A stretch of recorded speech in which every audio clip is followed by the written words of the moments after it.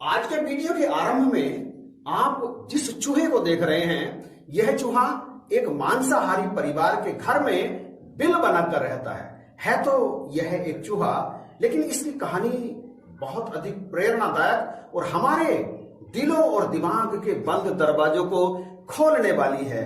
आप इसे जरूर देखिएगा। दास है नरेश और आप देख रहे हैं यूट्यूब चैनल यही है सच।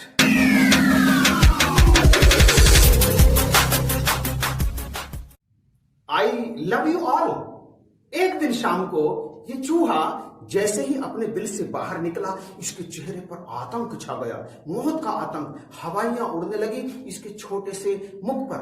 कारण साफ था, इसके बिल से थोड़ी सी दूरी पर रखी थी एक चूहेदानी। चूहेदानी का मुंह खुला था और उसमें लगे कांटे पर लटक रहा था एक मीठी रोटी का टुकड़ा। इसका मन ललचा रहा था, धकेल रहा था चूहेदानी की तरफ इसे, उस टुकड़े को खाने के लिए, परंतु दिमाग जो छोटा सा था वो इसे रोक रहा था। और वो इसलिए रोक रहा था क्योंकि इसने देखा था अपने परिवार के कई सदस्यों को उस चूहेदानी में फंसते हुए। खटका होता, चूहेदानी बंद और उसके परिवार का कोई ना कोई सदस्य उसमें कैद।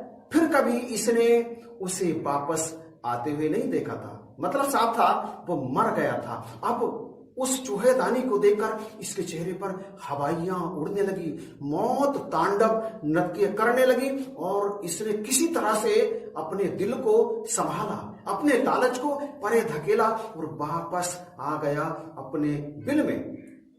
इस वीडियो का ये जो अंदाज आप देख रहे हैं, इसे औपन्यासिक अंदाज कहते हैं। बात सिर्फ इतनी सी है कि जैसे ही वो चूहा एक दिन शाम को अपने घर के बाहर निकला, अपने बिल के बाहर निकला, बाहर उसने एक चूहेदानी रखी देखी। चूहेदानी देखते ही वो सारा माजरा समझ गया कि मुझे मारने का षड्यंत्र रच लिया गया है। वो पुनः अपने बिल में वापस गया।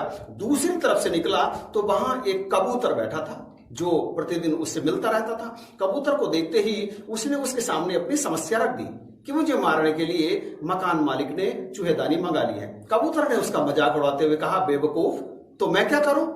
तेरा काम है, तेरी परेशानी है, तू अपने आप झेल। अब चूहा निराश हो गया।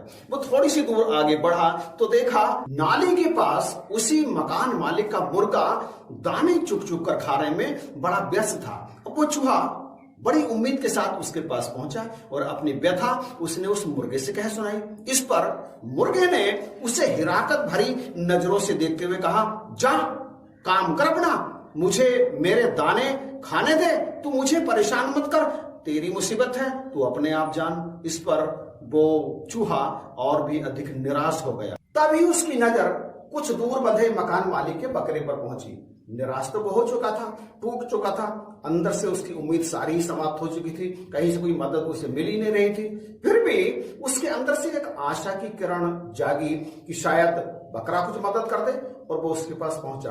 अपनी व्यथा अभी उसने बकरे को सुनानी आरंभ ही की थी कि बकरे ने उसे डांट दिया, चुप, क्या बकबक कर रहा है, तेरी परेशानी है, तू जान, मुझे तेरी परेशानी से क्या लेना देना। वो जो चूहेदानी है उसमें मैं थोड़ी फंसूंगा, तू फंसेगा, तू ही जान उससे बचने का उपाय। और फिर बुरी तरह से टूट गया वो चूहा। थक कर, हार कर, परेशान होकर वो पुनः अपने बिल में पहुंच गया। रात गहराने लगी। वो सोच सोच कर परेशान था कि आखिर में बचूं तो बचूं कैसे। और इसी तरह से काफी समय जब बीत गया तो अचानक खटाक की आवाज आई और वो चूहा कूदकर इस तरह से खड़ा हुआ जैसे पास ही कहीं बम फटा हो और चौकन्ना हो गया। फिर धीरे धीरे उसने बिल से बाहर जाना आरंभ किया। जाकर के देखा तो वहां उस चूहेदानी में एक सांप फंस गया था। फिर उसने देखा मकान मालिकिन आई और उस अंधेरे में वो चूहेदान उसने उठा लिया और जाने कैसे उस चूहेदान का मुंह उससे खुल गया। सांप बाहर निकला और उस मकान मालिक को उसने डस लिया। वो चीख पड़ी और तभी दौड़ा दौड़ा मकान का मालिक आया, देखा सांप भागा चला जा रहा है। फिर तो शोर मच गया। जल्दी जल्दी हकीम जी को बुलाया गया। हकीम जी ने कहा, यदि इसे कबूतर का सूप पिला दिया जाए तो मेरी दवा बहुत तेजी से असर करेगी। और उसी कबूतर को पकड़कर लाया गया। अब वो कबूतर कुकर में उबल रहा था। दिन निकला रिश्तेदारों तक खबर फैल गई कि मकान मालिक की पत्नी को सांप ने काट लिया। रिश्तेदार आने लगे, भोजन का प्रबंध किया जाने लगा। अब बारी उस मुर्गे के कटने की थी, काटा गया। अब बर्तन में वो पक रहा था। 2-3 दिन के बाद वो बिल्कुल ठीक हो गई और मकान मालिक बड़ा खुश था। अब उसके मन में आई क्यों ना पूरे मोहल्ले वालों की दावत कर दी जाए। अब कटने की बारी बकरे की थी। बकरे को काटा गया और परोसा गया सबकी थाली में पकाने के उपरांत। वो चूहा अपना घर छोड़कर जंगल के लिए रवाना हो चुका था और ये तीनों इस संसार को ही छोड़ चुके थे। उससे पहले जान पर उसकी बनकर आई थी और जान चली गई थी इनकी।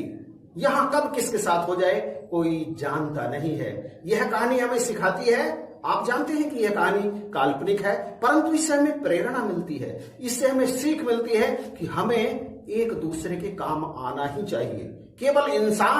केवल मनुष्य ही वो प्राणी है जो एक दूसरे के काम आ सकता है। बाकी जितने भी कीट पतंगे हैं, पंछी पखेरु हैं, जानवर हैं, कीड़े मकोड़े हैं, वो एक दूसरे की मदद कर ही नहीं सकते। उनमें इतनी बुद्धि होती ही नहीं है, परंतु मनुष्य में बुद्धि होती है। मनुष्य जब दिक्कत में पड़ता है ना, तो वो मदद मांगने के लिए किसी दूसरे मनुष्य के पास ही जाता है। परंतु इस संसार में कई ऐसे कर्तधन हैं, कई ऐसे व्यक्ति हैं जो सिर्फ अपने लिए जीते हैं, किसी दूसरे की मदद करने के लिए वो बिल्कुल भी तैयार नहीं रहते। तो ऐसे मनुष्य क्या मनुष्य कहलाने योग्य हैं?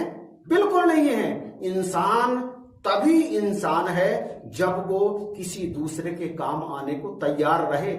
इसीलिए तो कहा है परहित सरिस धर्म नहीं भाई, पर पीड़ा सम नहीं अधमाई। यदि हम सब ऐसा करेंगे तभी हम वास्तव में मनुष्य कहलाएंगे, वरना हम में और उनमें कोई खास फर्क नहीं है।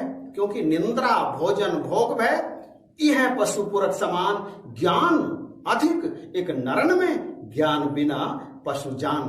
वीडियो आपको कैसा लगा? अच्छा लगा है तो प्लीज लाइक और कमेंट जरूर कीजिएगा। इसे शेयर करना बिल्कुल भी मत भूलना, रिक्वेस्ट है, प्लीज अभी शेयर कर दीजिएगा।